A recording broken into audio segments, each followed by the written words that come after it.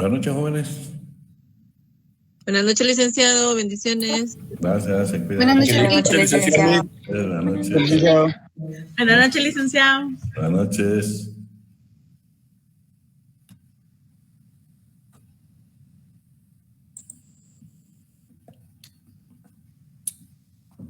Bueno, jóvenes, vamos a comenzar la clase.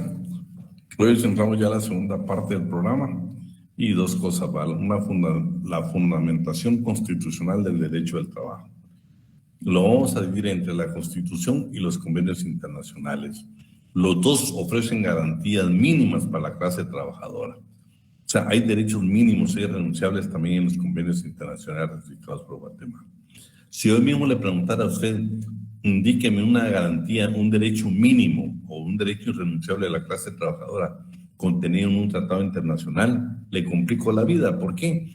Porque hasta hoy, pues ustedes antes de ser estudiantes de Derecho, pues no conocían, no tuvieron acceso dentro de un curso a conocer los convenios internacionales ratificados por Guatemala, salvo los que tienen alguna carrera que sea de carácter social, pero la mayoría pues no lo conocían. Entonces hoy vamos a conocer todo eso, va a ser importante. También vamos a ver aspectos que, por ejemplo, yo se los voy a preguntar a ustedes, no es que me contesten, sino yo que me interese de que usted, qué criterio personal tiene usted sobre determinado tema, porque hoy vamos a aprender juntos algunas cosas que nos van a servir. Buenas noches, Cindy Marisol. Bueno, entonces vamos a comenzar con la Constitución y sus antecedentes históricos. Para ustedes, comenzamos en México. ¿Sí? ¿Se recuerdan que hemos hablado de la Constitución mexicana y hemos hablado precisamente que esta Constitución nace en 1917 y en el artículo 123 tiene lo regulado al capítulo social y es lo relativo al derecho del trabajo? Y ellos precisamente ya en 1917 hablaban, imagínense, de una duración de la jornada de trabajo de 8 horas de la diurna y 7 de la nocturna. Hablaban la prohibición de labores insalubres y peligrosos para mujeres y menores de 16 años.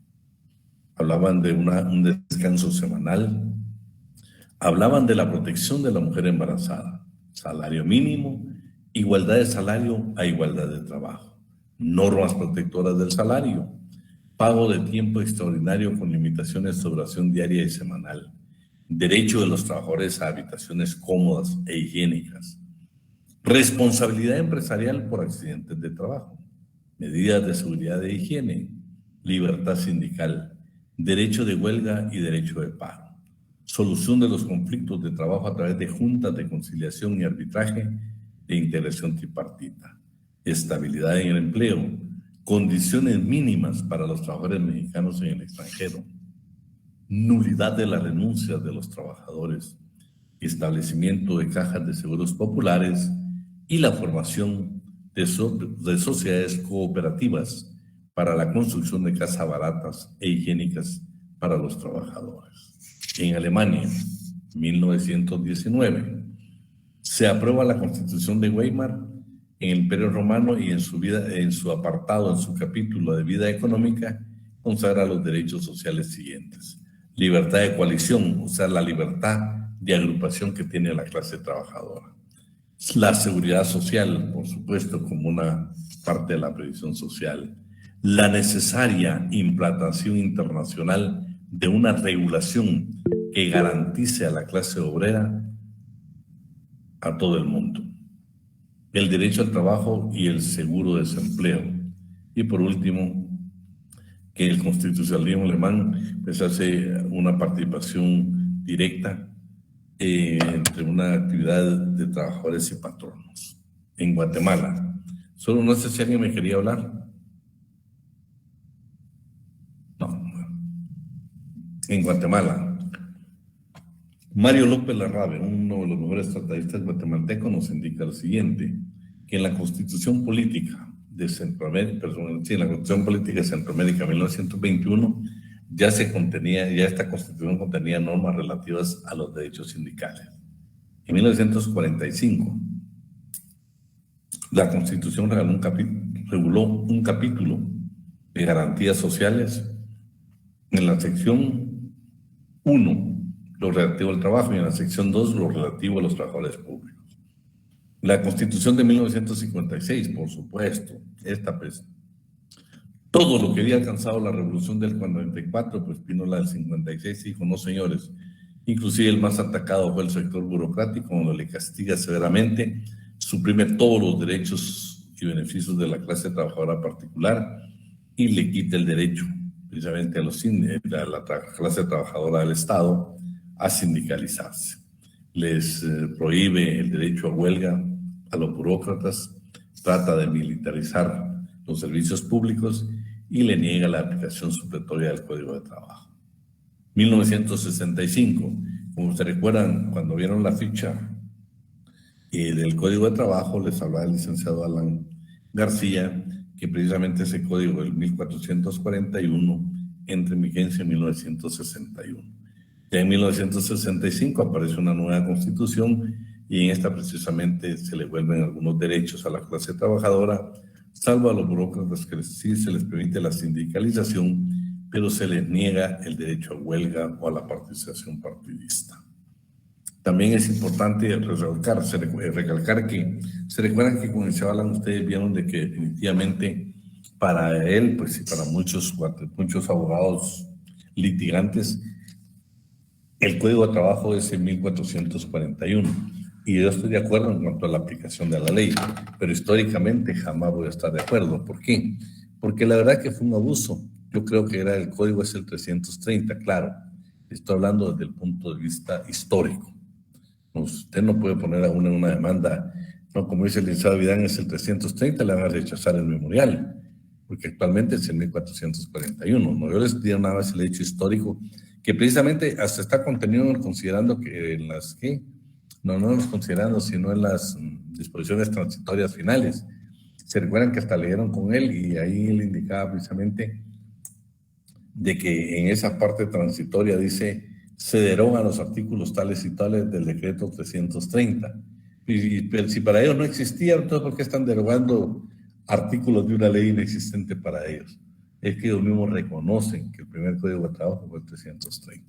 Pero eso es históricamente. Ya legalmente ustedes saben que es el 1441, que nace en 1961. Ahora sí vamos a la Constitución de 1985. Los derechos sociales mínimos, artículo 102 de la Constitución. Constitución Política de la República de Guatemala, derechos sociales mínimos de la legislación del trabajo. Son derechos sociales mínimos que fundamentan la legislación del trabajo y la actividad de los tribunales de justicia y de las autoridades los siguientes. Esto es lo que dice, cuando le hablan no está hablando de patrón y trabajador, sino que está hablando de los derechos que más conciernen a la clase trabajadora. Vamos a ver. ¿Quién tiene por ahí su Constitución a la mano? María de los Ángeles Patres. ¿La tenés ahí a la mano? Vamos a ver, ¿cómo te dicen? Marielos. Sí, Marielos. Marielos, tu Constitución, léeme el inciso A, solo el A. Y me vas a seguir leyendo los de la Constitución, solo quiero el A ahorita. Ok. ¿Del artículo? Del 102 de la Constitución. Ok. El artículo 102, literal. Dice, sí, perdón. Aquí está. El literal A dice derecho a la libre elección de trabajo y a condiciones económicas satisfactorias que garanticen al trabajador y a su familia una existencia digna. Bueno, esa es una garantía mínima. El derecho de nosotros, la clase de trabajadores, a elegir nuestro trabajo y que tengan condiciones económicas satisfactorias para nosotros los trabajadores y para nuestra familia. Esa es una garantía mínima que otorga la Constitución a la clase trabajadora. Claro, la libertad de elección nos la da a nosotros. Sin embargo, el cuarto, considerando que ustedes leyeron lectura con el licenciado Alan, en el literal F dice que el derecho al trabajo es un derecho hondamente democrático. ¿Por qué? Orienta a obtener la dignificación económica y moral. ¿De quiénes? De los trabajadores. Por eso es que es hondamente democrático. Claro, dice que no, aquí lo que es, como nunca este código va a permitir la libertad de contratación, pero por favor, libertad de contratación de nosotros, la clase trabajadora. no de ambas partes. Claro, de ambas partes siempre y cuando nos superen las condiciones más allá de lo establecido en el Código de Trabajo y en la ley de la legislación guatemalteca en materia laboral, bienvenida. Pero la libertad de contratación nos corresponde a nosotros. Usted decide dónde trabajar en Guatemala, nadie lo puede presionar que trabaje en determinados lugares. El artículo 106. Esto, por favor, que no se nos olvide.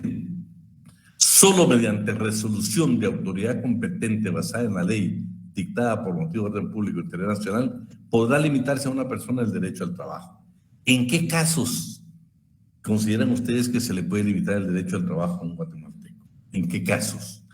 Mediante resolución de autoridad competente basada en ley. ¿En qué casos se le viene a la idea? Escríbanme.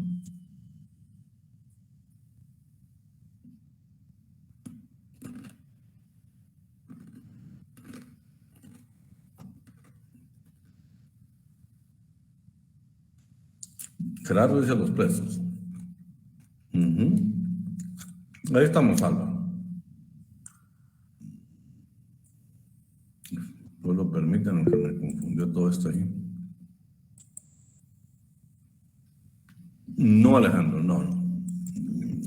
Ya en interdicción ya estás hablando en que tampoco teníamos la capacidad antes de la interdicción de poder trabajar.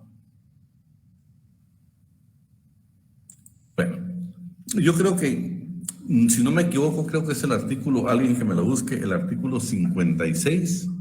Ahí estamos, inhabilitación especial. Creo, Sara, que está como inhabilitación absoluta, si no me recuerdo, es el artículo 56 del Código Penal.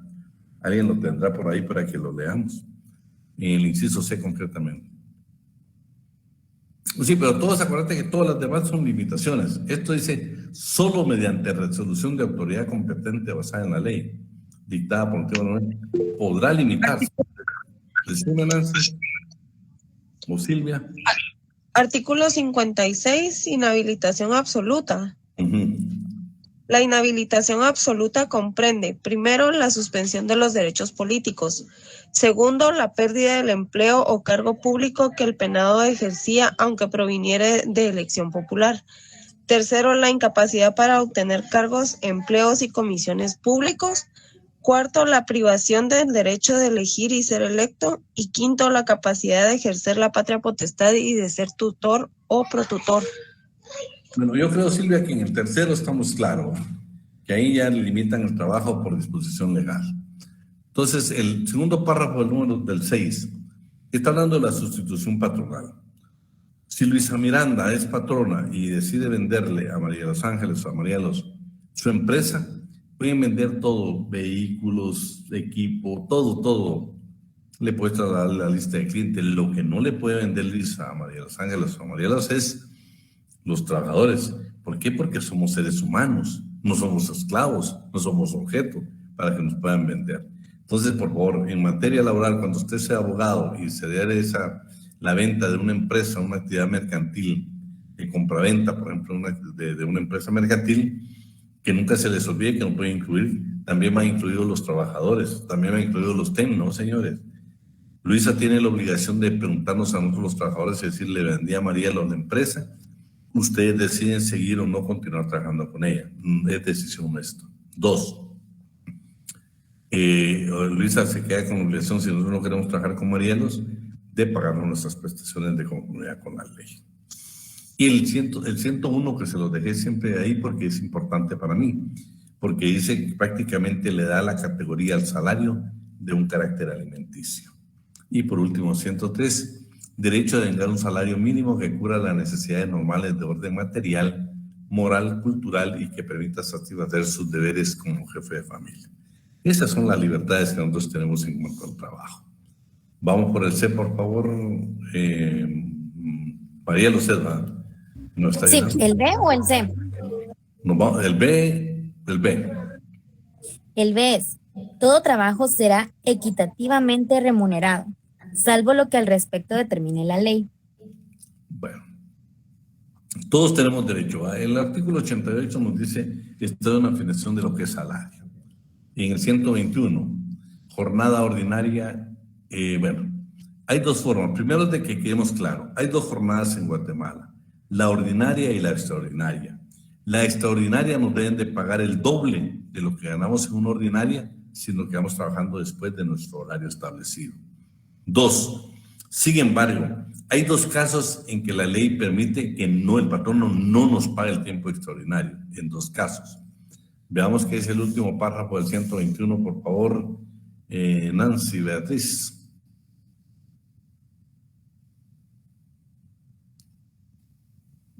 Nancy Beatriz. ¿Se lo leo, Lick?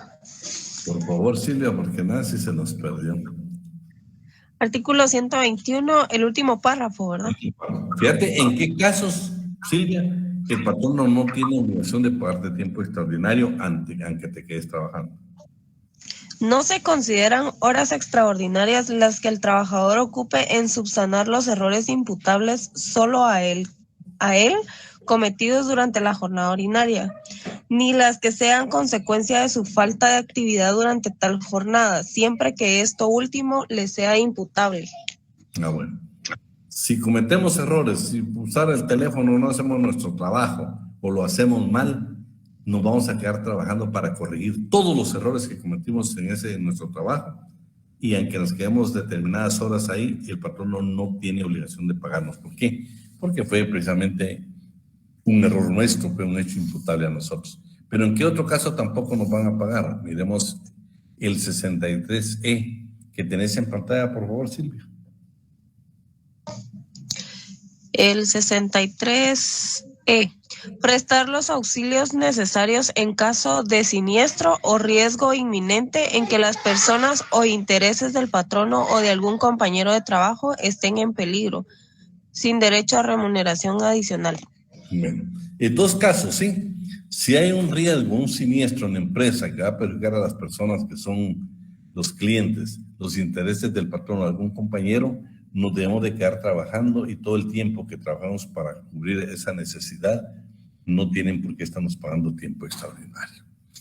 Entonces regresamos otra vez, que ¿en qué caso está la excepción? Por favor, la excepción donde se debe pagar menos del salario mínimo es precisamente en el 170, que es el trabajo de aprendizaje. Vamos con el siguiente, por favor, Marielos. C. Igualdad de salario para igual trabajo prestado en igual de condición, eficiencia y antigüedad. Bueno, es la 89 del Código de Trabajo, ya nos amplía esto.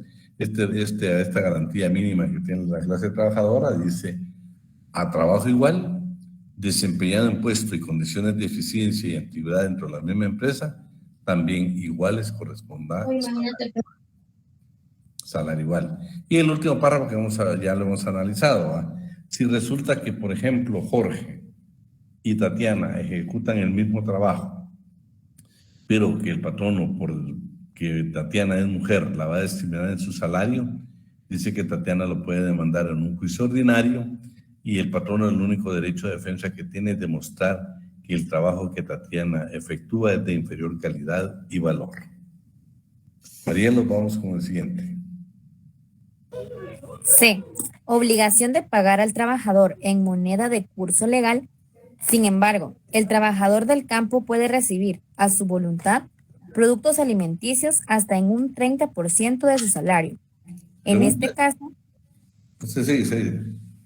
En este caso, el empleador suministrará esos productos a un precio no mayor de su costo.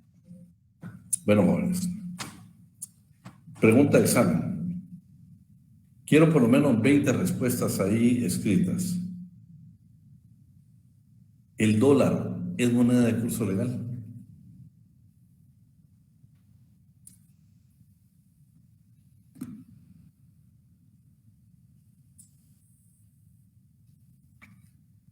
No, Lick, en Guatemala solo el quetzal es legal y se puede utilizar como moneda de cambio, pero no es autorizada en Guatemala. Bueno, miren, puede ser una divisa. Vean, pues. Ahí estamos. Vean qué interesante, sí, qué interesante. Los que dicen sí, ¿por qué?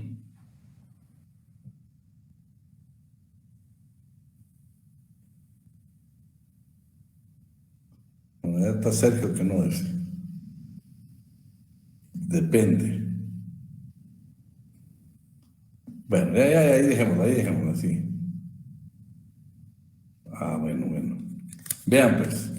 Primero vamos a definir qué es moneda de curso legal. ¿Quién nos hace el favor de buscar una definición grande? Sí, ahí está.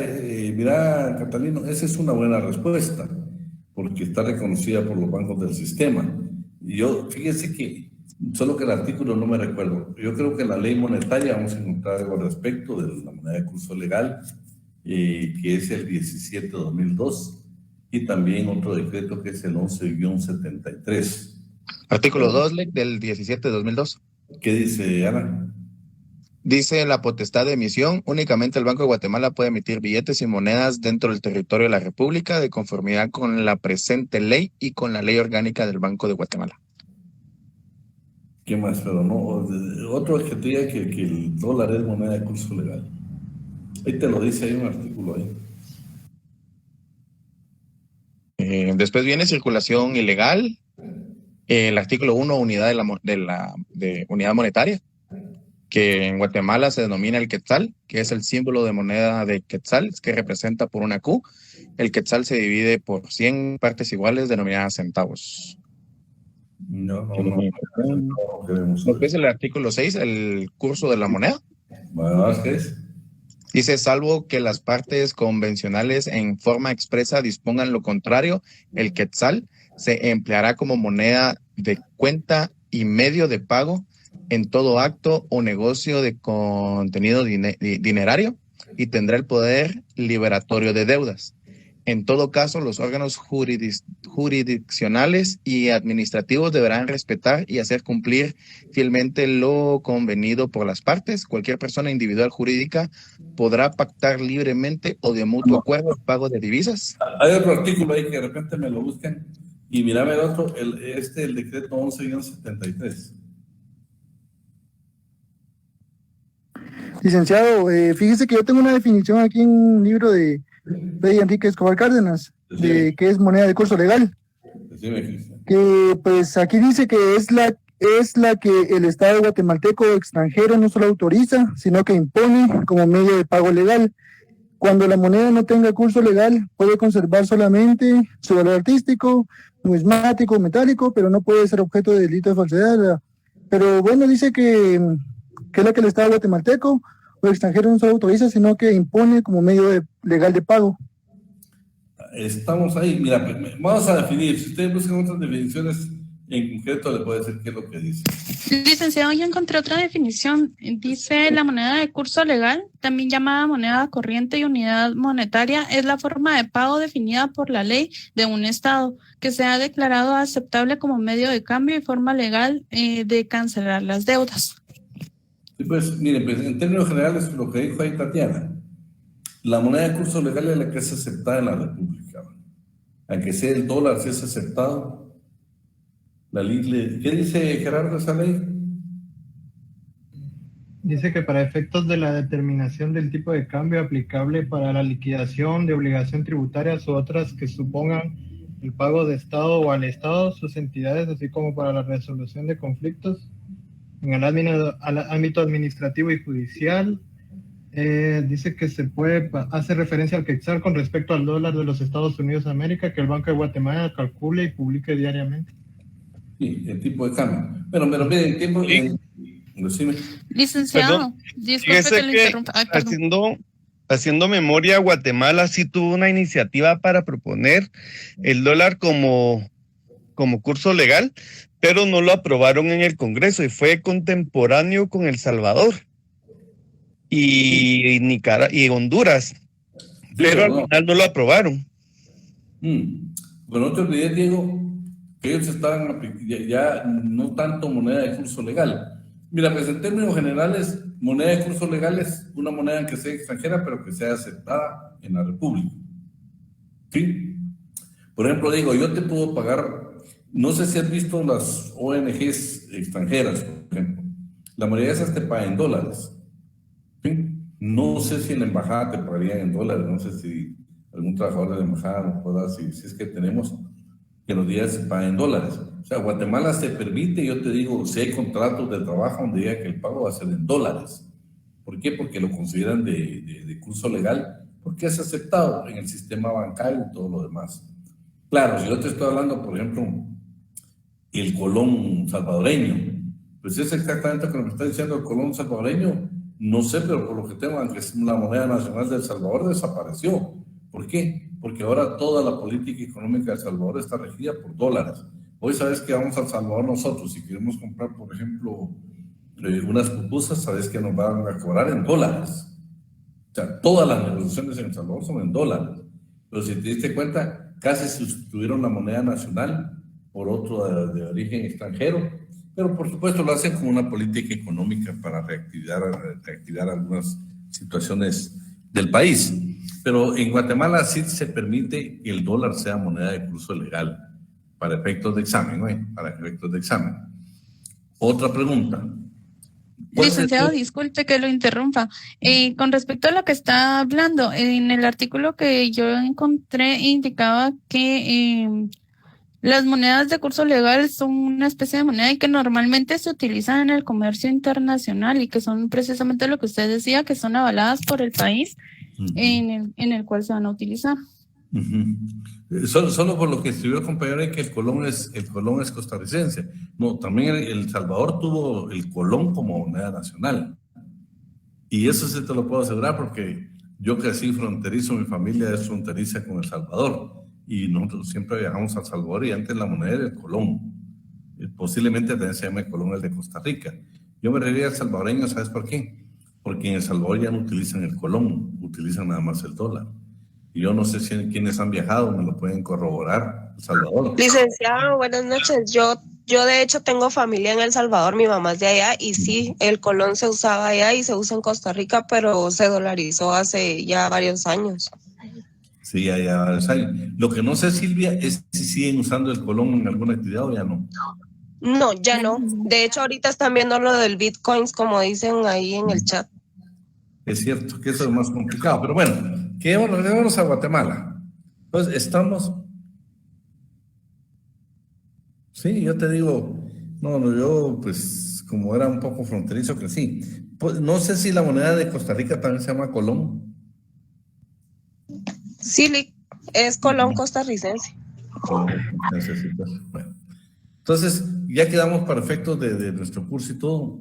Sí, no, está bien. Entonces, ya quedamos exactamente nosotros que entonces estamos bien con ese sentido. Ahora, fundamento para pagar en cheques. ¿Cuál sería su fundamento para pagar en cheque?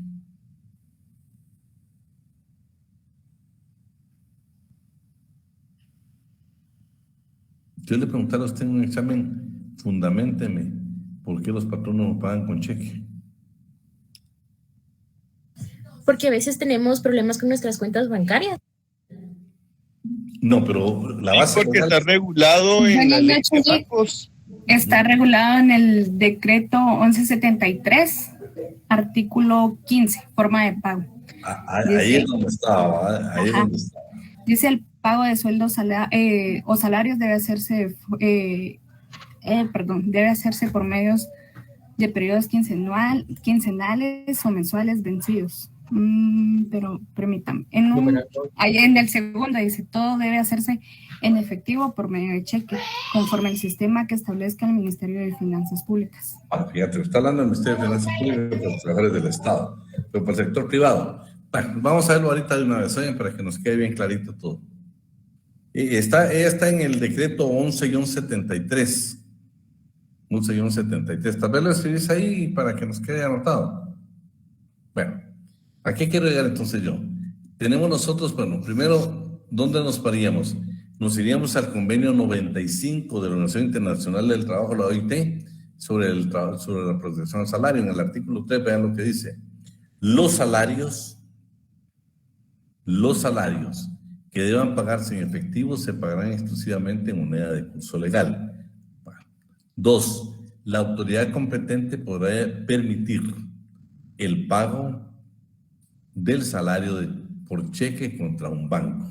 O sea, sí se permite. Si ustedes quieren la base legal para el sector privado, podemos tomar el convenio 95 de la OIT en el artículo 3, numeral 2. Y en el Estado podemos tomar el 15 del decreto 11-73. Ahí pues se refiere exactamente que se puede permitir hacer el pago en cheque, mediante cheque.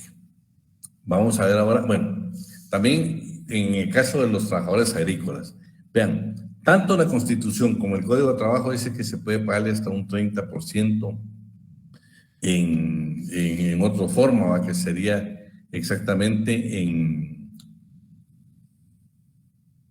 ¿qué le diría?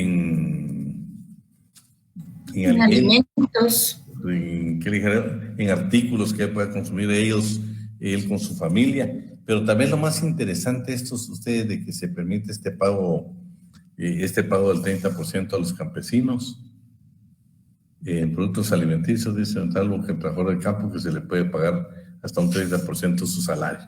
Pero lo que me quería referir yo concretamente es a la parte donde dice que debe de hacerlo, ¿sí? Al costo o menor del costo. Eso significa entonces que el trabajador, el patrono de una finca, que no va a abrir una tienda, ¿no? Porque eso no le va a permitir. No se le va a permitir. Porque si es una tienda, es una actividad comercial. No, aquí se le va a permitir que se le pague en especie ese 30%, pero cuando sean productos que sean de su costo o bien menor del costo. Eso significaría que serían productos que posiblemente los produzca directamente la finca para que tengan el costo. Y también tal vez otra parte que se nos puede haber olvidado acá. No, creo que ahí estaríamos bien. El artículo 93 que yo les puse que si no se logra establecer qué porcentaje es lo que se paga en especie, se entiende que es únicamente el 30%. Ahí estamos con los salarios. Regresamos, Marielos, en el E. Inciso E. Inembargabilidad del salario en los casos determinados por la ley. Los implementos personales de trabajo no podrán ser embargados por ningún motivo. No obstante, para protección de la familia del trabajador y por orden judicial, sí podrá retenerse y entregarse parte del salario a quien corresponda. Bueno, solo para efectos de familia. Ya leímos el artículo 96, donde el salario mínimo es inembargable. Salvo para familia, el artículo 97, el primer párrafo. Ahí le pueden embargar al trabajador hasta un 50% para satisfacer obligaciones de pagar alimentos. Como protección adicional se declaran también inembargables los instrumentos, las herramientas útiles del trabajador. Tampoco si un trabajador le es parte de sus instrumentos, sus herramientas, un vehículo, una moto, no se le puede ni siquiera embargar. Vean, ¿qué pasa en la práctica nuestra, a ustedes, en lo cotidiano que nosotros vivimos los guatemaltecos? Muchas veces contratamos a algún albañil para que nos haga un trabajo y si no estamos conformes, no le decimos, bueno, no te puede llevar la carreta, no te puede llevar todo lo que él llevó. Escúchenme, la ley dice que es inembargable. El retenerlos hasta comisión de delito podemos tener. Así de que esas malas costumbres que nosotros hemos tenido de se nos vayan también quitando como guatemaltecos, que pues esos son sus instrumentos de trabajo. Ya se imagina un albañil que en mi casa deje y que yo no deje de entrar porque no estoy conforme con su trabajo, y prácticamente lo estoy condenando a que no trabaje, porque posiblemente ahí tenga que él le dijera que máquinas para cortar piso, cosas que para él no las va a volver a adquirir si no las tiene. Entonces son inembargables y por lo tanto tampoco sería justo que nosotros se las retuviéramos. Decime, Ezequiel. Y los sueldos, no sé si se oye. Sí, decime, sí. Y cuando los patronos, cuando uno va a pedir trabajo a otro lado, y le piden referencias de uno y las da mal, ya no lo contratan. Eso podría ir. Mira, pues, eso es cierto, o sea, en toda clase de trabajo.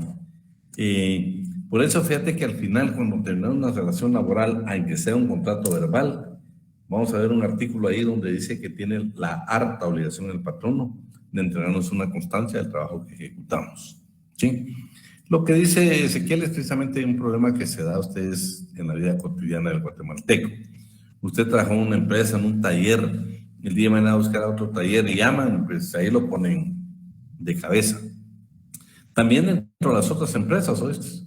Por ejemplo, si tú trabajas, por ejemplo, en una empresa de comida y vas a pedir a otra de comida, como anotas ahí tu último trabajo, acuérdate que la otra empresa a la que vas a ingresar tiene su derecho pues a verificar que los datos que le diste son los adecuados. Y por supuesto ahí le van a preguntar el motivo del despido, ¿no?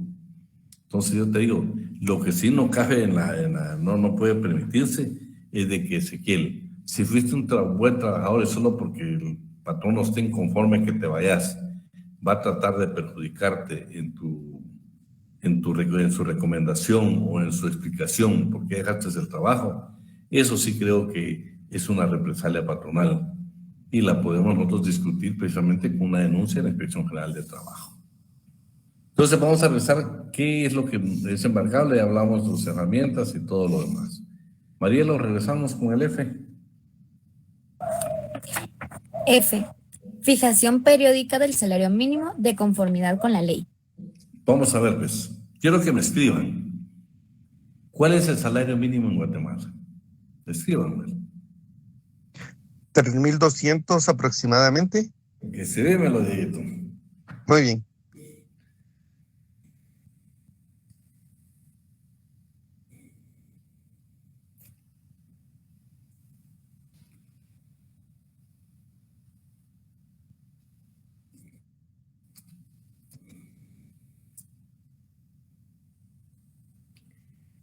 Ana María, que existe es 375.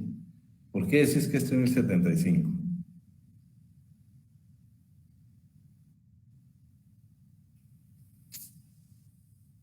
Vamos a ver, Tania. ¿Por qué es 3,066? Buenas noches, licenciado, porque ya le han hecho los descuentos correspondientes a lo que es el IX. Después ya es el salario mínimo. ¿Trabajas de contadora, no? Sí. Es que fíjese qué interesante, le pregunté a Tania y que Ana, creo que era la otra persona que había puesto más o menos esa cantidad. ¿Por qué? Porque ellas ya están hablando del salario con el descuento del Seguro Social, que es el 4%. Es el 4%. Sí, así es. Entonces, jóvenes. 4.63. Va, veamos lo que dice 4.83. Va, veamos pues. Vamos entonces, sea claro, algunos ya se fueron a la ley, ya no están escribiendo lo que es. Fijación periódica del salario mínimo. Todo trabajador tiene derecho a devengar un salario mínimo que cubra sus necesidades normales de orden material, moral, cultural y que le permita satisfacer sus deberes como jefe de familia. Pero bueno, ¿qué pasa, Diego, si no te pagan el salario mínimo? ¿Qué debes de hacer vos? ¿Qué debes de aconsejar? En principio, Lic, sería si al referirse no pagar salario mínimo es porque están arriba o porque están debajo del salario mínimo. Si están por arriba no hay problema. Si hay menos del salario mínimo y hay contrato, entonces sí habría que ir a pelearlo al ministerio. ¿Denuncia? Bueno, vamos con una denuncia a la Inspección General de Trabajo, que es la autoridad administrativa. Entonces, por favor, que no se nos vaya a olvidar, jóvenes, tenemos que darle lectura a nosotros al artículo 272, que es el título de sanciones. Y ahí habla que el delegado departamental pues, va a poner las sanciones por las faltas. Vean el inciso A, que ya le dimos lectura en alguna ocasión. Dice, por haberse determinado la violación de normas que obligan al pago de salarios y demás prestaciones laborales, dará lugar a una imposición de multa de tanto, ahí habla de los porcentajes. Lo que yo les quiero decir es de que si usted asesora una empresa, o así como Tania y la otra compañera que son contadoras, tienen que tener el cuidado. Bueno, en primer lugar, Tania, yo no creo que te vayan a aceptar las planillas del Seguro Social si no pagas el mínimo, o bien te las pueden aceptar. Tú que tenés esa experiencia. Bueno, Fabiana. Sí las aceptan siempre y cuando se establezca lo de las horas trabajadas, porque recuerden que pueden tener un contrato donde solo sea en media jornada de trabajo. Sí, pero hasta ahorita, yo digo, Tania, hasta ahorita con el tiempo parcial, pero antes no. Exacto. Lick, buenas noches. Disculpe, yo tengo una pregunta. Yo comencé a trabajar el año pasado, es de hecho mi primer empleo, pero no sé por qué se registran las empresas como maquilas para pagar un sueldo menor, cuando no es en realidad una maquila, o no sé, es que no entiendo bien eso. No, yo te quiero decir, no, las maquilas están establecidas, de hecho, te digo, tienen hasta incentivos fiscales y un montón de circunstancias, que por cierto no me explico por qué las benditas maquilas, más que todo, todavía les permiten pagar menos del salario mínimo que un trabajador agrícola, que un trabajador normal. Pero si la empresa no es una maquila, o sea, es un call center y lo tienen registrado como maquila, ¿esto sí es legal o no? Ilegal. ¿Cómo vas a creer que un call center va a ser una maquila? Si no están maquilando nada, lo que están haciendo es... Por cierto, Fabiana, no hay necesidad, solo... pero Tania, eso no puede ser, hombre. ¿Cómo vamos a hablar de maquila nosotros, un call center? No, hombre, por Dios santo. ¿Cómo va a ser una maquila? Olvídate si hay una ley específica sobre maquilas. Tania, tú que estás en el ambiente hablando de la maquila. Licenciado, prácticamente lo ven como una maquila telefónica por los tiempos que manejan en los call centers. Y ya de forma coloquial ya lo ven desde ese punto de vista, aunque prácticamente no tendría que estar registrada como una maquila, tendría que estar registrada como un call center y reportar todo correctamente. Tendrían que, en algunos casos hay call centers de grandes rasgos, que ellos lo que hacen es que reportan el pago por hora. Entonces su salario va variando dependiendo la jornada, porque póngase en las horarios diurnos, tienen un cierto pago, horario mixto ya es un poco mayor el pago y así sucesivamente. Pero yo le aconsejaría a la compañerita que lo denunciara, porque prácticamente están violando tanto los derechos de ellos como empleados, y si hay más de 2 personas laborando, pues tienen derecho a estar registrados como una empresa con todas las de la ley.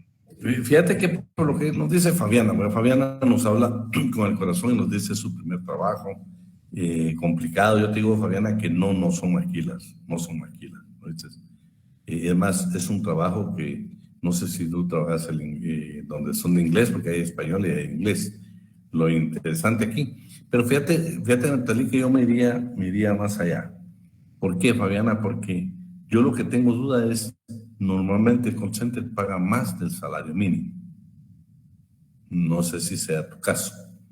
Pero si no, licenciado, depende mucho del call center al que se aplique y la rama a la que se dedique el call center, porque hay algunos incluso que pagan 2.500 y con la excusa de las bonificaciones o bonos de productividad.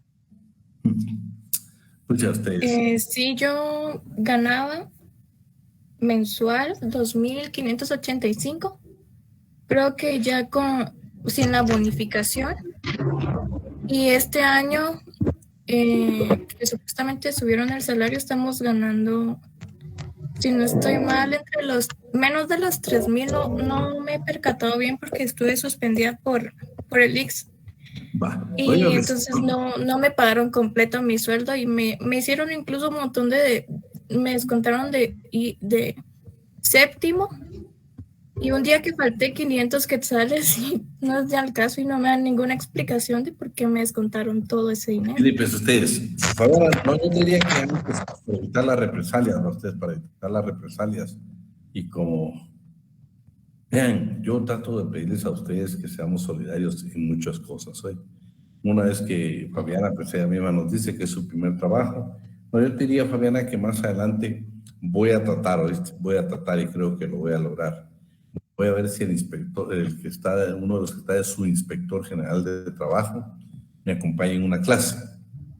Y él, fíjate que las veces que lo he invitado, cuando las clases han sido presenciales, de veras, yo te digo, él ha intervenido y ha hecho la inspección y han modificado las condiciones, porque ¿saben qué? Lo que a veces incomoda a ustedes, incomoda, es que todo lo que dice Fabiana y los otros compañeros, yo le garantizo que hubo consejo de un abogado, de un contador, no, tal vez no de un contador, de un auditor. Escúchenme, si ustedes saben que el negocio de moda ahorita es el call center. Es el call center, o sea, yo les digo, no, yo entiendo, yo les digo, yo la posición de Fabiana, pero yo, dos cosas te voy a decir, Fabiana, a título personal. Una es, esperemos la visita de nosotros, primeramente, hoy la conseguimos y hoy me quedo con la inquietud de invitar si no viene el inspector general, que venga cualquiera de los dos inspectores a que nos dé una clase y vamos a aprovechar a hacer encuestas. Y si no, yo les digo a ustedes en una de las clases que vamos a comenzar nosotros a tener denuncia. Ya se imaginan, yo doy clases en la tarde y en la noche, 1000 alumnos denunciando a nosotros a un call center, pero no se van a dar cuenta que es Fabiana, ¿no? Ya con 1000 denuncias, pues la inspección de trabajo va a cansar de abrir llamadas y van a tener que ir a acudir y verificar bajo qué sistema están trabajando. Pero que lo vamos a ver qué hacemos, vamos a ver qué hacemos hoy. No tratamos de perjudicar a nadie. Lo que estamos tratando es que aquí hay garantías mínimas, derechos sociales mínimos, para que la clase trabajadora sean superados. Pero aquí, honestamente, y ¿saben qué es lo triste? El abuso ni siquiera es del extranjero, del dueño del producto. No, pues son empresarios guatemaltecos que han considerado, miren, hacen toda la negociación mercantil y traen acá el call center, ellos contratan aquí mano de obra barata. Porque yo les garantizo que si revisamos las empresas, son empresas guatemaltecas, no son las empresas transnacionales a quienes se les presta el servicio. Pero solo déjenme avanzar. Medidas de hecho, ¿va? Miren, pues lo que dice, sí. Oye, pues, miren, pues yo los invito a que cuando vayan al edificio C7, lean lo que dice Mario López Larrabee. La pérdida de la fe en las leyes y en quienes la aplican me obligan a tomar medidas de hecho. Esa es la realidad. Pero antes de no nos vamos a hablar revolucionarios aquí. Quisiera terminar nada más este puntito, porque vamos a avanzar. Imaginaste lo que dice. Muy bien, David. Ya vamos a leer el manifiesto comunista. Bueno, solo quiero terminar esto y regresamos. Mira, Fabiana, buena discusión armamos con tu tema. Entonces, solo quiero regresar a esto. El trabajador tiene derecho al salario mínimo para satisfacer. El artículo que ellos ahorita están tomando abusivamente para crear precisamente ese famoso salario diferenciado o salario por región, ahora resulta, se recuerdan que hace 3, 4 años, 5 alcaldes se pusieron de acuerdo con algunas maquilas y dijeron, señores, queremos trabajo para nuestra gente, no importa que ganen la mitad del salario mínimo, pero que haya trabajo. Aquí preferimos ganar 1,500 quetzales, pero que haya trabajo para nuestra comunidad porque no hay trabajo. Claro, eso lo dice el señor alcalde que solo de dietas gana cualquier cantidad de dinero, pero no lo puede decir el obrero que con 1,500 quetzales no va a cubrir sus necesidades básicas. Y tampoco en Guatemala no hay guatemaltecos o trabajadores de primera, de segunda o tercera clase, señores. Aquí los guatemaltecos somos uno y por lo tanto si quieren salir de salario, que sea un salario arriba del que ya está establecido. Bueno, entonces van a ver, eso lo vamos a ver despacio porque vamos a ver el salario, pero yo quiero que vayan conociendo ustedes palabras como la Comisión Nacional del Salario y la Comisión Paritaria de Salarios Mínimos. ¿Por qué? Porque estas dos instituciones tienen que ver con el discurso final del señor presidente, donde dice, señores, se incrementa el salario mínimo, no se incrementa el salario mínimo. La Comisión Paritaria de Salario Mínimo y la Comisión Nacional del Salario tienen que ver muchísimo con esa conferencia de prensa donde el presidente dice si se aumenta o no. Esto es cada año, todos los años tienen que verificar este extremo. Actualmente es el Acuerdo Gubernativo 278-2021, que es la fijación del salario mínimo que actualmente se da. Actividades agrícolas, no agrícolas, de las otras son que las de actividad exportadora y de maquila. Pero veamos, por favor, Marielos, léeme el artículo 2 del salario mínimo. Quiero que nos quede bien clarito. Yo sé que Tania y otra compañera ahí que trabajan como en la parte de impuestos y todo van a manejar bien el tema. Pero nosotros, los que no somos conocedores de esa parte, veamos qué dice la ley, por favor, Marielos. Artículo 2. Salario mínimo para las actividades agrícolas. Para las actividades agrícolas se fijará el salario mínimo de 94 quetzales con 44 centavos diarios, que calculados por hora se pagaría la parte proporcionada que corresponda dependiendo de la jornada de trabajo en la que se elabore. Fíjate qué interesante. Entonces, el salario mínimo no es mensual, es diario. Y ahora que ya tenemos el tiempo parcial, por supuesto, lo tenemos que ver por hora y por jornada, porque te va a variar. Oíme lo que dice, salario mínimo para actividades agrícolas, 94.44 diarios. Bueno, te está hablando diarios, ¿sí? Y lo tenemos que hacer proporcional porque la jornada diurna son 8 horas, la jornada nocturna son 6 horas y la jornada mixta son 7 horas. Y aquí dice que el salario es diario. Tú lo tenés que hacer calculado por hora dependiendo de la jornada que corresponde. Escúcheme, para las actividades no agrícolas, 97.29. Y para las actividades de exportador y de maquila que estamos hablando, 88.91. Y si se dan cuenta, por favor, el salario mínimo se calcula por día. Esto que está aquí, pues ustedes lo van a ver en el decreto, ahí está. 94, ahí están los datos. ¿Cuánto es mensual? La bonificación incentiva y el salario total final es lo que actualmente tendríamos nosotros que estar devengando. ¿Sí? 3.122,55, 3.224 y 2.954.35, que es lo que Famiana nos decía en cuanto a la exportadora o a la maquila. Y solo quiero regresar con la compañera que es auditora, que se dedica a esto. ¿Tenés ese salario mensual o calculan ustedes ese salario mensual, Tania? O si el depende... Eso lo vamos a hablar, Nancy. Espérate, Nancy. Dime, el salario total, Tania, ¿qué pasa cuando es el mes de febrero? Si se le paga el salario completo, licenciado, no se hace ningún tipo de descuento. Sí. Oíme, yo he conocido empresas que quieren descontar porque dice hasta la Semana Santa. Sí, porque el salario es por diario. Entonces, ¿por qué lo voy a pagar si un tuvo 30 días? ¿Va? Es lo mismo, le digo yo, y si le pagas tomos cuando es de 31, le pagas 30. Exacto, bueno. No, pero sí te paga el salario completo. Bueno, felicitaciones, Tania, por lo menos. Porque... Sí, bueno. Vamos hoy, regresemos, Marielos, el G. G.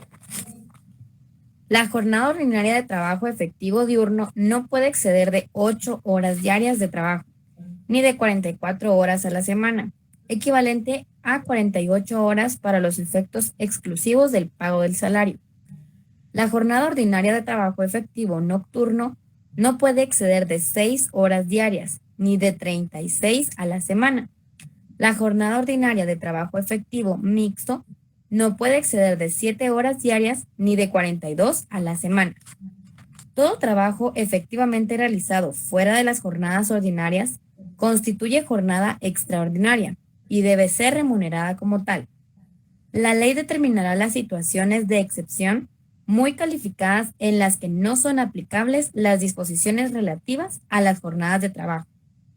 Quienes por disposición de la ley, por la costumbre o por acuerdo con los empleados, laboren menos de 44 horas semanales en jornada diurna, 36 en jornada nocturna o 42 en jornada mixta, tendrán derecho a percibir íntegro el salario semanal. Se entiende por trabajo efectivo todo el tiempo que el trabajador permanezca a las órdenes o a disposición del empleador. Bueno, esto es interesante.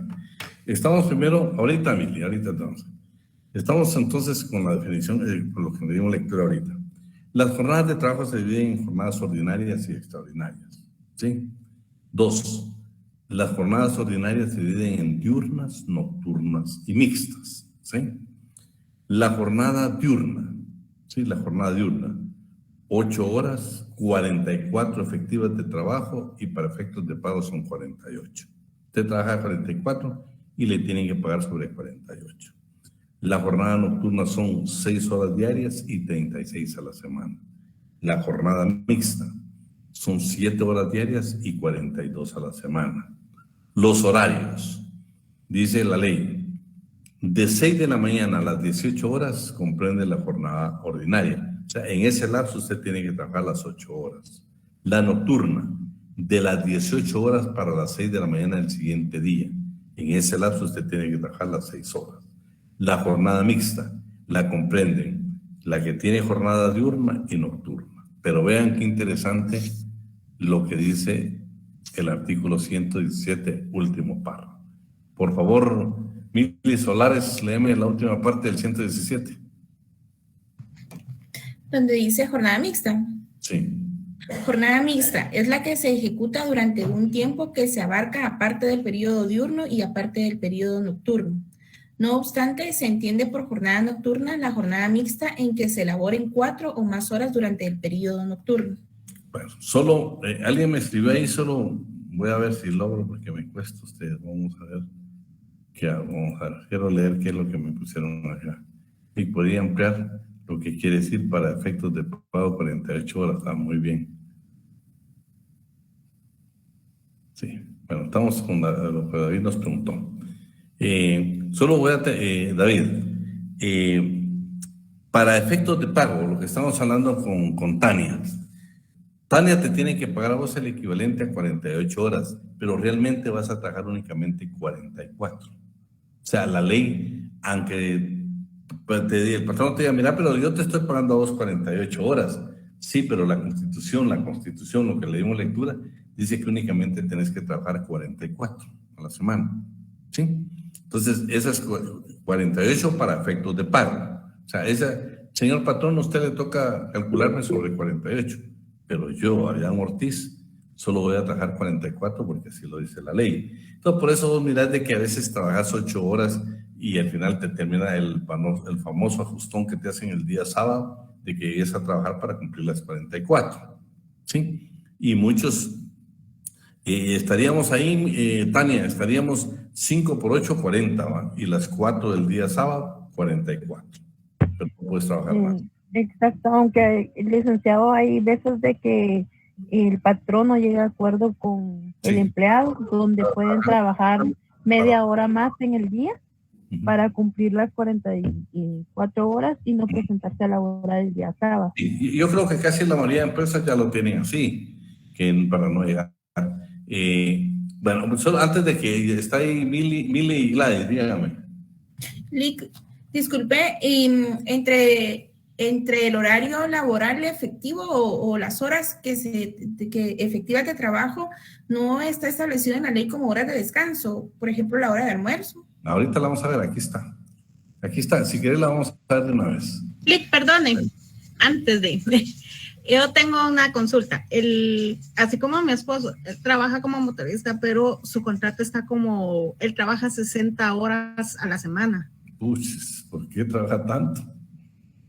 Él trabaja más o menos diario 10 a 11 horas. ¿Perdón? Pero a no ser de que andale el 124 del Código de Trabajo, salvo que sea un trabajo especial. Gladys, buscame un acuerdo gubernativo que es el 346 y te vas al 124 del Código de Trabajo y después volvés a pedirme la palabra. Entonces, mira, Mili, solo espérense por la pregunta que hizo Mili. Mira el 119, Mili. Léetelo, Mili, por favor. La jornada ordinaria de trabajo puede ser continua o dividirse en 2 o más periodos con intervalos de descansos que se adopten racionalmente a la naturaleza del trabajo, de una que se trate y a las necesidades del trabajador. Siempre que se pacte una jornada ordinaria continua, el trabajador tiene derecho a un descanso mínimo de media hora dentro de esa jornada. el que debe computarse como tiempo de trabajo efectivo. Estamos, Mili, tenés derecho, que normalmente es la media hora que tomamos para almorzar. Esa está incluida efectiva de trabajo y nos la tienen que pagar. No se trata de correr, va. Mire, Mili, como tomó la media hora, entonces me la pone en la tarde. No, señor. El 119 es claro y preciso. En el caso de los menores, dice que va a disminuir, en el 149, que va a disminuir una hora diaria y 6 horas a la semana. ¿Sí? Tal vez es... Decime. Una pregunta. Y cuando se trabaja menos, 4 horas diarias, ¿se tiene derecho a prestaciones laborales? Sí, se tiene, se tiene. Es más, mira, ahorita tenemos que tener cuidado con dos cosas. Una es que si tu contrato fue antes de que entrara en vigencia el tiempo parcial, el patrón no tiene la obligación de pagarte el salario mínimo, aunque fueran 4 horas. Claro, ahora ya te digo, ya el tiempo parcial, que es una ley vigente y positiva en Guatemala, permite que él te contrate por 4 horas nada más. Pero tenés derecho a todo, a vacaciones, a aguinaldo, a todas tus prestaciones, ¿oíste? A tu bonificación, a todo, a todo. O sea, el hecho que sea tiempo parcial no disminuye tus derechos en cuanto a las prestaciones. Gracias, Lick. Vamos a ver, solo que tenía una duda. María, nos terminamos el H. Ok. Inciso literal H. Derecho del trabajador a un día de descanso remunerado por cada semana ordinaria de trabajo o por cada 6 días consecutivos de labores. Los días de asueto reconocidos por la ley también serán remunerados. Bueno, mi pregunta. 2 preguntas le voy a hacer. Mili Solares. Preguntas de examen, jóvenes. Mili Solares. ¿Qué manda? Trabajadora de panadería La Mejor. Tiene un horario de las 15 horas para las 22 horas. ¿Qué jornada de trabajo desarrolla Mili? ¿Mixta? Contesten, pues vamos a ver. Nocturna, Lick, nocturna. Nocturna. De 4 horas. Nocturna. Jornada nocturna, licenciada. Mixta, licenciado. Magali. Alan, ¿qué está pasando, Alan? Vamos, ¿qué dice el artículo? Sí, Alan o... Vean pues lo que dice aquí. Miren lo que dice aquí, clarito, ¿sí? Miren, pues ya estamos, es nocturna. No obstante, como se lo quiera pronunciar. O sea, hay una excepción. Se entiende por jornada nocturna, un picómano saltó ahí, la jornada mixta. O sea, dice que se va a entender como nocturna aquella jornada mixta, en la cual el trabajador labore 4 horas o más durante el periodo nocturno. Vean cómo cambia. Si Mile trabaja de las 13 horas para las 22 horas, trabaja 3 ordinarias y 4 nocturnas. De conformidad con el contenido del 117, último párrafo, se convierte en nocturna, ¿sí?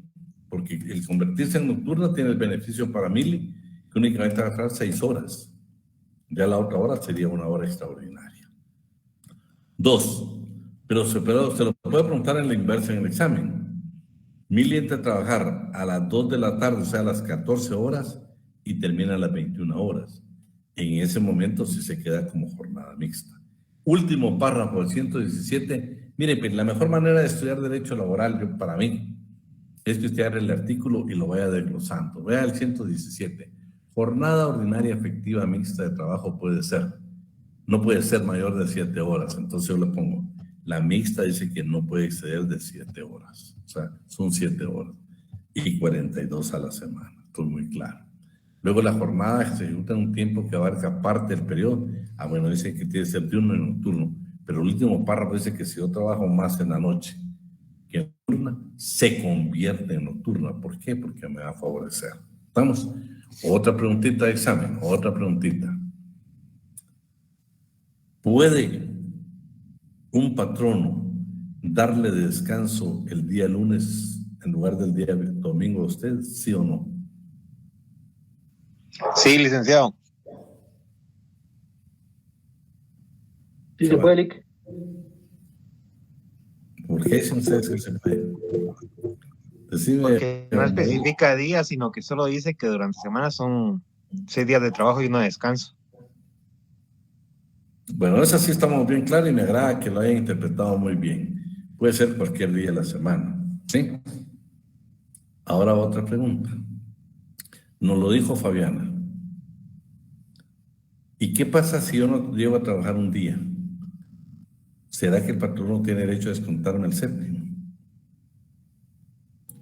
Si no justifica, sí. Si eso no fuera justificado, sí es posible que le puedan descontar el día. Es que miren ustedes, indubio pro operario, en caso de duda de aplicación de la ley, ¿cuál vamos a aplicar? La que favorezca al trabajador. Entonces, Roberto, ¿qué dice? Sí. Mira lo que es el 126. Todo trabajador tiene derecho a disfrutar de un día de descanso remunerado después de cada semana de trabajo. Por favor. Si vos fuiste a faltar por cualquier circunstancia, pero la semana trabajada estuvo, no tiene por qué descontarte el séptimo. ¿Sí? Y aquí vas a aplicar el contenido del 106. En caso de duda vas a aplicar la norma que más favorezca al trabajador. Esa es la interpretación que nosotros le hemos de dar. Que abusivamente se haya descontado el séptimo porque no hay un día, por favor, con lo que Tatiana, que es contadora o auditora, nos ayudaría y diría, ¿no crees que por justicia social que diría?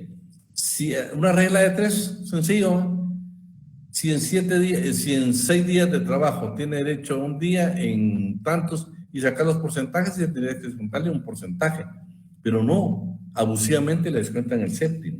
Eso es ilegal, ¿eh? Es ilegal. Para mí en su totalidad, porque aquí es más el 126 ya ni siquiera te habla. No, Rabino, no te mandes. ¿Qué decís, Tani? Espérate, que después de Mildred decime. Lo mismo pasa cuando llegan tarde, que a veces les dan 3 oportunidades y a la cuarta ya les descuentan el séptimo. Fíjate que, mira, Mildred, ahí es interesantísimo. Primero, para que a mí me sancione un patrón, te dé este kit de reglamento interior de trabajo. Dice el artículo, creo que es el 60, ¿viste? No te pueden suspender más de 6 días sin goce, 8 días sin goce de salario máximo. Dime. Pero siempre y cuando la empresa tenga reglamento interior de trabajo, si no tiene, no puede. ¿Cómo te va a sancionar? ¿Dónde en tu contrato está, pero el reglamento interior de trabajo dice hasta cuántas horas? Vean, yo quiero que ingresen a la página del Ministerio de Trabajo estos días que quedan antes de la clase, y ahí hay una minuta de un proyecto de un reglamento interior de trabajo. Ahí habla de los porcentajes que el patrón no debe admitir si está llegando tarde. Mildred, solo quisiera escucharte en eso del séptimo. Van acumulando los minutos y pongámosle la hora de entrada es a las 8 y entran a las 8:05 y marcan. Entonces, tienen 3 oportunidades y a la cuarta le descuentan el... Tengo un conocido que le hacen eso. Qué barbaridad. Ajá. Pero él trabaja en una MUNI. Entonces, eso es lo que pasa.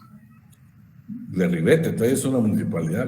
Ajá, y le descuentan el séptimo. Y hay personas que viajan todos los días y también es como que las personas que viven cerca llegan tarde y los que a veces sí tienen que viajar son los que se pasan unos minutos y se los van acumulando. Es la responsabilidad de cada persona, cada trabajador. Vamos a hablar hoy de las habilidades. En este curso van a aprender con nosotros juntos, vamos a aprender el tema, por ejemplo, como las obligaciones las provisiones y obligaciones del patrón. Decime, Silvia. Licenciado, si está eso del día y el séptimo, si está dentro del reglamento interno de la empresa y en el contrato, sí procede. Sí procede, pero no creo que la inspección lo apruebe. Ok. Gracias, Lick. Está violentando normas. Son nulas ipso iure de pleno derecho. Por eso mi pregunta es, cuando ustedes vean ese tipo de trabajo, ese tipo de situaciones en una empresa, verifiquen primero si hay reglamento interior de trabajo. ¿Sí? Porque ¿sabes qué, Silvia? Ahí tiene que estar contenido. Y si como una actitud aberrante la Inspección General de Trabajo aprobó, Dios me libre. Eso es aberrante. Licenciado, otra consulta. A mí me pasó algo en particular en donde yo laboro.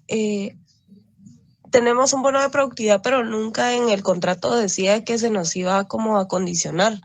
Y en una oportunidad hace unos meses nos pasaron una carta que querían que firmáramos sí o sí, diciéndonos de que iban a poner un indicador y eso nos iba a afectar el bono de productividad. En mi caso, pues yo la firmé porque me obligaron, pero sí le puse una nota diciendo que no estaba de acuerdo y que la iba a firmar porque me lo estaban pidiendo, pero sí hubieron muchos compañeros que les quitaron dinero sin decirles incluso cuál iba a ser el indicador. Eso, a mi parecer, no procede. No, yo te digo, por ejemplo, yo conozco una institución, Registro General de la Propiedad. Ahí los operadores tienen un bono de productividad, tienen un bono de productividad. Pero ellos sí tienen, ellos ya lo saben y está establecido, ¿no? No sé si es un reglamento en el pacto, de que ellos tienen que llegar ellos están calificados, como te dijera, como por porcentajes. Tu buen trabajo te lo califican un 100, así vienen bajando a 95, 80, 75 de los errores que cometas, te van bajando tus notas. Y dice que, por ejemplo, para que tengas derecho al bono de productividad, tienes que estar, por ejemplo, en 95. Entonces, por eso ya tenés derecho a bono de productividad. Pero, por supuesto, los que no lleguen a 95 no tienen derecho a ese bono. Pero eso lo dicen ellos, lo tienen bien establecido en su legislación laboral. Entonces, es tu esfuerzo el que te van a premiar con ese bono. Pero si este bono, este incentivo te lo dejaron desde que entraste a la empresa, ya era derecho adquirido por los trabajadores. Ya no te lo pueden condicionar a nada. Ni en el caso fue un logro del sindicato. Lick, perdone, fíjese que en una empresa hicieron firmar un contrato de confidencialidad, pero en el contenido le prohibían a los trabajadores trabajar en otra empresa que tuviera el mismo segmento de la misma especialidad. Y si ellos ponían un negocio, tenían que reparar en daños y perjuicios a la empresa donde estaban trabajando por un monto equivalente a 30 salarios de los cuales ellos estaban devengando como puesto en trabajo. Ya te digo que llegaron a firmar. Lo vamos a ver, Diego. Lo vamos a ver. Y fíjate que es un, déjame ver, aquí te lo estoy buscando. Lástima el tiempo, ustedes que siempre se nos va. Pero déjame ver aquí.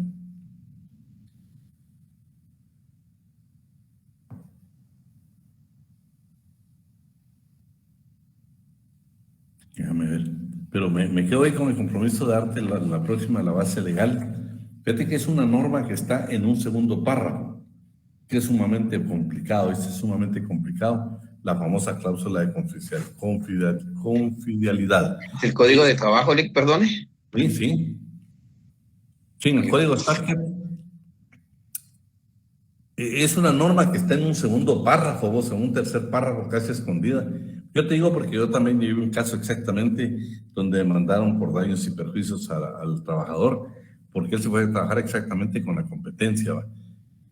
Y no podían, ¿sabes por qué no podía? Porque acuérdate que hay secretos, ¿va? O sea, eso lo vamos a ver también, ¿viste? De que hay secretos comerciales, hay secretos industriales. Imagínate, hay fórmulas donde vos las tenés y no se las puede dar a la competencia, pues. Lick, pero en ese caso, en donde hay formulaciones, sí es entendible el secreto. El secreto. Pero en el caso de una empresa que se dedica a servicios, pues son los mismos servicios que presta la competencia, pero al extremo de sancionar. Mira, por eso te digo, Diego, y miren ustedes, la clave de nosotros como estudiantes de Derecho, como profesionales de Derecho, es de que el trabajador, el patrono envíe la copia del contrato de trabajo a la Dirección General de Trabajo. Porque ¿sabes qué, Diego? Si se están violentando normas, el mismo Ministerio de Trabajo va a declarar que esta cláusula es nula. Porque puede ser que no proceda a lo que me estás indicando. Gracias, Lick, muy amable. Miren ustedes, vamos a agarrar un día para que tenemos el montón de ideas que tenemos o situaciones que hemos vivido. Solo quiero terminar. Los días de asueto ya estamos bien claros qué días son. Después este decreto del 42-2010, ¿por qué? La ley que promueve el turismo, donde ya casi dijeron que no, señores, ustedes están equivocados. El 1 de mayo no tienen que estarlo pasando lunes ni martes, que se conmemora a nivel internacional. El día de la revolución tampoco. Entonces, fueron reformándolo, pero sin embargo todavía hay unos asuetos que esta ley lo promueve que sea que sea viernes o sea lunes para promover el turismo interno nuestro. Bueno, denme unos minutos. María, los léete, Lee. Sí, literal I. Derecho del trabajador a 15 días hábiles de vacaciones anuales pagadas después de cada año de servicios continuos, a excepción de los trabajadores de empresas agropecuarias, quienes tendrán derecho de 10 días hábiles. Las vacaciones deberán ser efectivas y no podrá el empleado compensar este derecho en forma distinta, salvo cuando ya adquirido cesare la relación del trabajo. Oigan, pero lo que está indicando aquí es de que, bueno, ya quedamos claro que las vacaciones son para el agropecuario, para el agrícola, todo el 130 dice que, sin excepción alguna, todos los trabajadores tenemos derecho a 15 días. Eso lo dice la ley. Es una donación mínima, ¿va? La pueden superar, pero de la mínima es esa. 2, las vacaciones deben de ser efectivas y no se deben de estar pagando. El problema es de que a veces por la naturaleza de las empresas usted la va acumulando. La ventaja que nos da aquí cuando le damos el apartado de las vacaciones, cuando lo damos ya en tema específico, vamos a dar cuenta que si usted dejó de laborar ahí, Cesare, terminó tu relación laboral, Marielos, entonces dice que si no te las han pagado, tenés derecho a reclamar hasta 5 años atrás. Todos los derechos en materia laboral prescriben en 2 años. Esta es la excepción, las vacaciones que puede reclamarlas 5 años atrás. Otra cosa, para tener derecho a vacaciones necesitamos tener trabajado 150 días como mínimo. Problema que tuvieron serio los patronos que para la pandemia que creían que todo el mundo se fuera a vacaciones aunque no tuviera los 150 días. 2, las vacaciones deben de gozarse en forma interrumpida. Si Eduardo Antonio está gozando de vacaciones, no se las puede interrumpir el patrón. Tiene que terminarla. Salvo si se puede dividir en 2 periodos, pero que Eduardo Antonio realice un trabajo que por su naturaleza merite que se las den en dos periodos, ¿va? En 2 lapsos de tiempo, pero de lo contrario es ininterrumpidas. Veamos nada más, el último. Veamos por favor, Marielos. Ahorita le voy a ver. J. Obligación del empleador, de otorgar cada año un aguinaldo no menor del 100% del salario mensual, o el que ya estuviera establecido si fuere mayor, a los trabajadores que hubieran laborado durante un año ininterrumpido y anterior a la fecha del otorgamiento. La ley regulará su forma de pago a los trabajadores que tuvieran menos de un año de servicio. Tal aguinaldo les será cubierto proporcionalmente al tiempo laborado. Bueno, el decreto 76-78 es el que regula la prestación del aguinaldo. Ahí está clarito que nos lo van a pagar en el mes de diciembre y en el mes de enero. Solo que la ley dice que el de enero debe ser en la segunda quincena y casi todas las empresas la pagan la primera semana. Pero eso está bien porque no perjudica a la clase trabajadora. Vamos con el K. ¿Medielos? K. Protección a la mujer trabajadora y regulación de las condiciones en que debe prestar sus servicios. No deben establecerse diferencias entre casadas y solteras en materia de trabajo. La ley regulará la protección a la maternidad de la mujer trabajadora, a quien no se le debe exigir ningún trabajo que requiera esfuerzo que ponga en peligro su gravidez. La madre trabajadora gozará de un descanso forzoso retribuido con el 100% de su salario durante los 30 días que procedan al parto y los 45 días siguientes. En la época de la lactancia tendrá derecho a 2 periodos de descanso extraordinarios dentro de la jornada. Los descansos pre- y postnatal serán ampliados según sus condiciones físicas por prescripción médica. Bueno, Lo interesante acá, ya que estamos claros que no hay distinción entre solteras y casadas. Segundo, la Constitución dice que el pre y el post son 30 y 45, mientras que ya el Código lo superó y dice que son 30 y 54. Aplicamos el Código. Dos, las mujeres en periodo de lactancia, o sea, la mujer como tal, debe tenerse consideraciones en su trabajo atendiendo su edad, sus condiciones, su estado físico y su desarrollo intelectual y moral. Aquí están los trabajos en que se prohíbe trabajar a las mujeres. Entonces ahí está muy claro de que en trabajos insalubres y peligrosos no puede trabajar una mujer. Prohibiciones. Ya vimos el 51, que para que usted requiera determinado trabajo y para poderlo anunciar necesita un permiso de la Inspección General de Trabajo y la Oficina Nacional de la Mujer. Luego, si una mujer en estado de embarazo o bien en su periodo de lactancia es despedido, no procede el pago de prestaciones laborales. Lo que procede es la reinstalación. Eso. Luego tenemos aquí, que nos hará del descanso, lo que hoy se habla de los 30 y los 54, y el derecho que tiene a percibir el 100% de su salario. Entonces lo vamos a dejar hasta ahí. Y no sé si quieren, tenemos unos 3 minutos ahí para algunas preguntas que nos quedaron pendientes. Lic, Decime.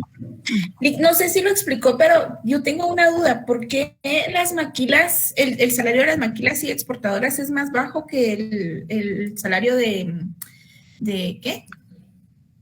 El ordinario de los demás. Agrícola y no agrícola. ¿Sabes qué lo duro de esto? Que desgraciadamente, por las políticas equivocadas de Estado, no de gobierno, sino de Estado, se pensó que una manera de incentivar el trabajo en Guatemala era precisamente traer las maquilas. Por supuesto, no solo fue Guatemala, República Dominicana, casi todo Centroamérica, que vengan las benditas maquilas, ¿va? Y un incentivo fue pagarle menos a la clase trabajadora. Ese fue un error sumamente grave, porque donde más se están violentando los derechos de la clase trabajadora es este grupo de extranjeros, que por cierto casi todos son del mismo país, que violentan diariamente los derechos laborales. Olvídate nada más del mínimo. El mínimo fue un abuso de Estado. El mínimo, ni siquiera con el mínimo quieren cumplir en Guatemala. Yo creo que es necesario, urgente, que ojalá que alguien se preocupe. ¿Sabes? No, mira, ya Catalino está hablando dónde vivieron. Y mira, yo siempre soy de la idea, si quieren, por ejemplo, traer inversión extranjera y que las empresas vengan y quieran tener seguridad jurídica, pues que se la den en otros aspectos de la vida, pero no a costillas de la clase trabajadora. Aquí, como mínimo, si una empresa se quiere instalar, se quiere dar incentivos fiscales, lo que quiera darle, pero decirle, mire, solo le encargo que me pague el salario mínimo y que me lo garantice. Entonces, ahí está, alguien nos publicó ahí un comentario de una entidad que habla precisamente de este tema, Un tema sumamente complicado porque nosotros, que usted decidió que creo que nos va a fascinar el derecho laboral siempre, lo que tratamos es de que, oíme, si los salarios mínimos, no deberíamos de hacer distinción ni siquiera con los trabajadores del campo, o sea, los trabajadores agrícolas. Debería ser un solo salario para todas las actividades. Por favor, un dueño de una finca de café que no vengan a decir que no gana lo suficiente como para el salario mínimo. Esos benditos señores extranjeros que vienen aquí nada más a maquilar producto para trasladarlo al extranjero, por favor, no están ganando centavitos, están ganando millones. Por lo menos deberían de establecer ojalá que algún gobierno de turno un día se preocupe y diga el salario mínimo es ser único para todos y exigirles fianzas de cumplimiento a los extranjeros. Muy bien, qué fácil es decir que aquí se maquiló el producto que se distribuye, una marca de ropa que se va a distribuir en el extranjero, marcas famosas por no dar nombres. Esas marcas deberían de tener cuidado que cuando firmen esos acuerdos o si están metidos dentro de los tratados de libre comercio, querían de verificar que por lo menos se cumplan, por lo menos, los derechos mínimos de la clase trabajadora. Pero prefieren dar incentivos y todavía, imagínate, prefieren fijar un salario mínimo menor que cualquier empresa. Pero eso quien lo hizo, yo leí ahí no leí la que el compañero dijo, sino otra, donde dice exactamente Sí, exactamente dice que fue una parte como un incentivo. Hoy por hoy, si tenés cuidado, se están promoviendo que en determinadas regiones existe otro salario mínimo. Dice con la intención de crear fuentes de trabajo en los departamentos. Pero ¿por qué lo van a hacer? ¿Por qué van a crear trabajadores de segunda o tercera clase?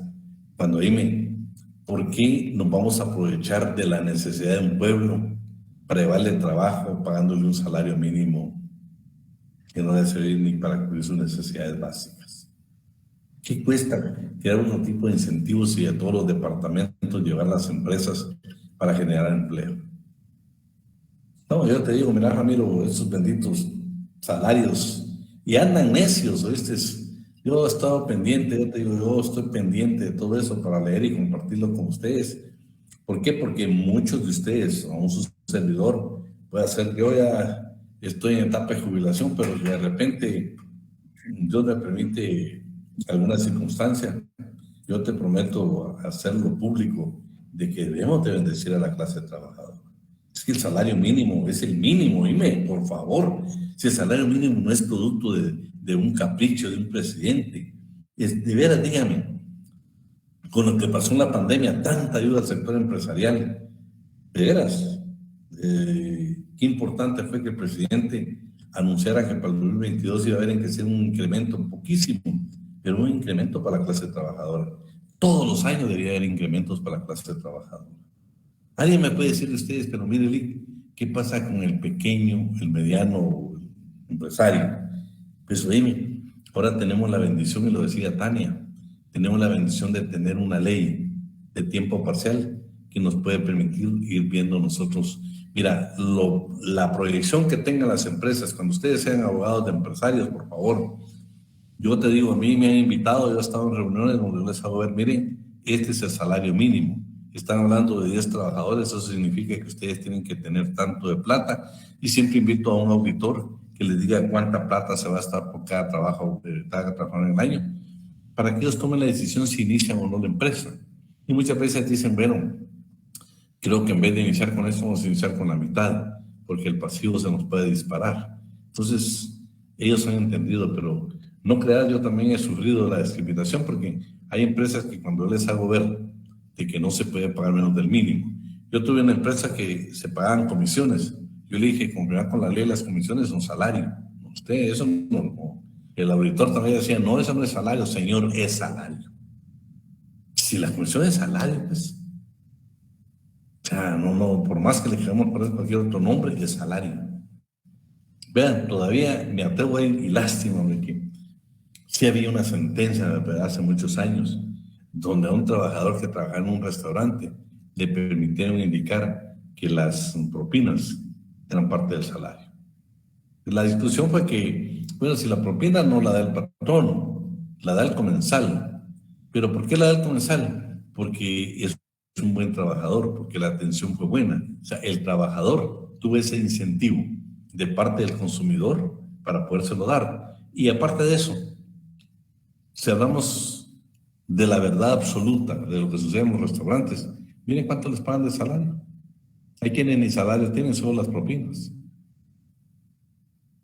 Y yo les digo, eso lo vamos a discutir y vamos a buscar sentencias. Y van a ver, yo los quiero hacer, pero al 100% defensores de la clase trabajadora, ¿vale?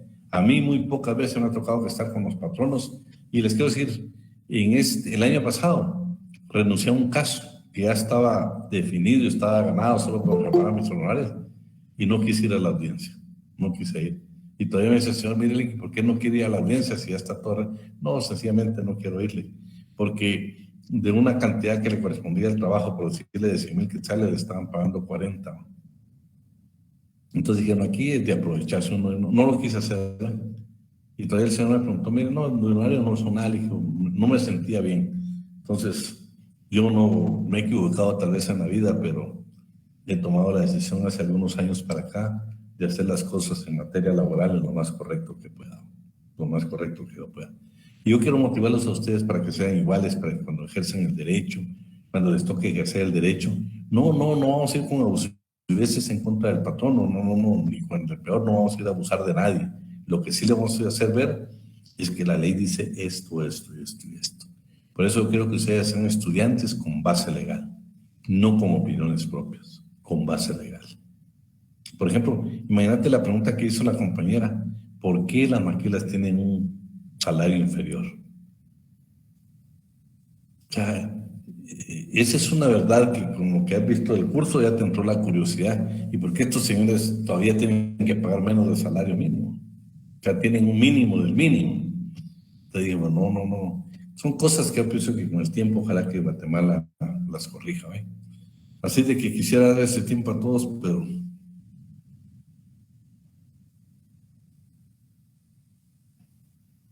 Sí, no, te digo, no, yo en lo personal... Las propinas va a ser un tema muy importante, ¿eh?